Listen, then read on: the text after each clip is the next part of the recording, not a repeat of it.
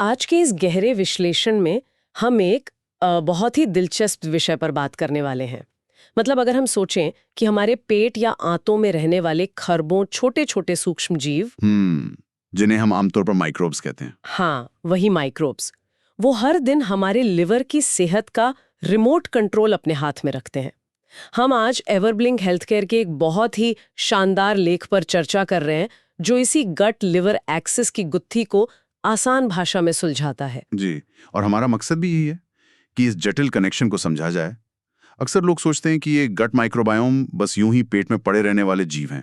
खाली बैठे रहते हैं। बिल्कुल, पर असल में ये कार्बोहाइड्रेट पचाने से लेकर हमारे लिए जरूरी विटामिन बनाने और पूरे इम्यून सिस्टम को मजबूत रखने का भारी भरकम काम संभालते हैं। तो एवरब्लिंग हेल्थकेयर के इस लेख में जो बात सबसे ज्यादा ध्यान खींचती है वो ये है कि आंत और लिवर शरीर के दो अलग-अलग द्वीप नहीं है। एकदम सही कहा आपने। ये दोनों एक बहुत ही खास रास्ते से जुड़े हैं जिसे पोर्टल वेन कहा जाता है। Portal vein? हाँ, इसे शरीर के अंदर का एक सीधा और बिना ट्रैफिक वाला हाईवे समझ लीजिए। आंतों में जो भी गतिविधि होती है उसका सीधा असर इसी हाईवे के जरिए लिवर तक पहुंचता है। मतलब कोई बीच में रुकावट नहीं? कोई रुकावट नहीं। जब हमारी आंतों के बैक्टीरिया खुश और संतुलित होते हैं तो वे शॉर्ट चेन फैटी एसिड्स नाम के कुछ खास रसायन बनाते हैं जो सूजन कम करते हैं। मैंने पढ़ा था इसके बारे में। जी, ये रसायन लिवर में जाकर सूजन को कम करने का काम करते हैं और लिवर जो बाइल एसिड्स बनाता है उसे भी सही दिशा देते हैं। ओके, तो ये एक तरह का परफेक्ट सिस्टम है जहां सब कुछ शानदार तालमेल से चल रहा है। आंतें खाना पचा रही हैं और लिवर को अच्छे सिग्नल भेज रही हैं। बिल्कुल, एक आदर्श स्थिति। लेकिन परेशानी तब शुरू होती है जब ये बैक्टीरिया आपस में लड़ने लगते हैं या इनका संतुलन पूरी तरह बिगड़ जाता है।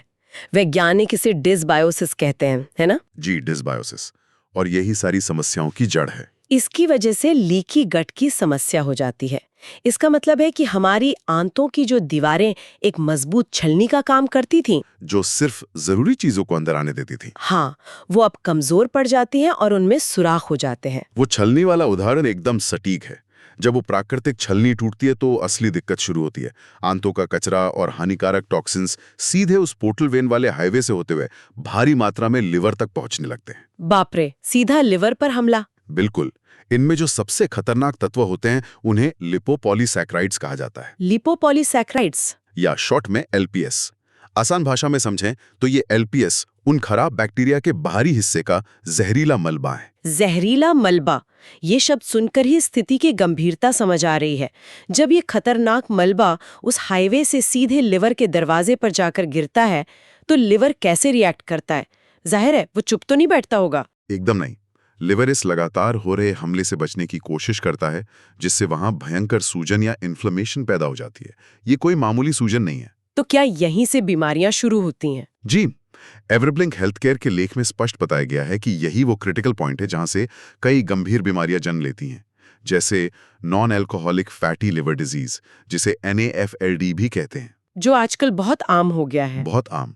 इसके अलावा शराब से होने वाली लिवर की बीमारियां और यहां तक कि सिरोसिस जैसी जानलेवा स्थितियां भी इसी असंतुलन की वजह से होती है।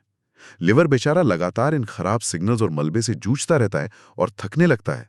तो इसका सीधा सा मतलब है कि लिवर की बीमारी की जड़ सिर्फ लिवर में नहीं है, बल्कि कहानी आंतों से शुरू हो रही है। बिल्कुल सही पकड़ा आपने। अगर वो छलनी टूट गई है तो उसे रिपेयर कैसे किया जाए?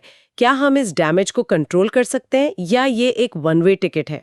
अच्छी खबर यह है कि हम इस डैमेज को पूरी तरह कंट्रोल कर सकते हैं, और इसकी शुरुआत कोई बहुत जटिल मेडिकल प्रक्रिया से नहीं बल्कि हमारी अपनी थाली से होती है। मतलब हमारे खाने पीने से? जी, डाइट में फाइबर की मात्रा बढ़ाना, अल्ट्रा प्रोसेस्ड या पैकेट बंद खाने को कम करना और अपना वजन संतुलित रखना। ये तो हम रोज सुनते हैं, पर अब इसका विज्ञान समझ आ रहा है।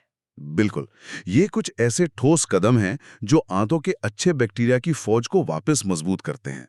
जब अच्छे बैक्टीरिया लौटते हैं तो वो लीकी गट वाली छलनी अपने आप रिपेयर होने लगती है। फाइबर और अच्छा खाना तो समझ आता है, लेकिन मैंने कुछ नए मेडिकल विकल्पों के बारे में भी पढ़ा है, जैसे प्रोबायोटिक्स और एक बहुत ही भारी भरकम टर्म है फीकल माइक्रोबायोटा ट्रांसप्लांटेशन, यानी FMT। ये FMT सुनने में थोड़ा जटिल लगता है। इसे आप एक तरह का बैक्टीरिया रीस्टार्ट समझ सकती हैं। एफएमटी की प्रक्रिया में एक पूरी तरह स्वस्थ इंसान के मल से अच्छे और फायदेमंद बैक्टीरिया निकालकर एक बीमार इंसान की आंतों में डाले जाते हैं। ताकि वो बिगड़ा हुआ सिस्टम फिर से शुरू हो सके। जी, मकसद ये होता है कि बीमार इंसान का माइक्रोबायोम फिर से एक स्वस्थ जंगल की तरह पनप सके। इसके और प्रोबायोटिक्स के इस्तेमाल पर अभी काफी गहराई से शोध चल रहा है। ये तो चिकित्सा विज्ञान का एकदम नया पहलू है। अगर हम इस पूरी तस्वीर को एक बड़े नजरिए से जोड़ें तो एक बात बहुत साफ हो जाती है। शरीर के अंग कभी भी अलग थलग होकर काम नहीं करते। आज के समय में गैस्ट्रोएंट्रोलॉजी, न्यूट्रिशन और हेपेटोलॉजी को एक ही टीम की तरह मिलकर काम करना अनिवार्य हो गया है। पेट, पोषण और लिवर विज्ञान सब आपस में जुड़े हुए हैं। ये वाकई शरीर को देखने का एक बिल्कुल नया और जरूरी नजरिया है। तो इस चर्चा को एक ऐसे विचार के साथ छोड़ जाते हैं जो सोचने पर मजबूर कर दे। अगर हमारी आंतों के ये छोटे छोटे बैक्टीरिया लिवर की बीमारियों को इस हद तक काबू में कर सकते हैं, तो क्या वो दिन दूर है जब लिवर की गंभीर बीमारियों का इलाज भारी भरकम दवाओं के बजाय सिर्फ हमारी थाली के भोजन और हमारे भीतर के इन सूक्ष्म जीवों को बदलकर किया जा सकेगा?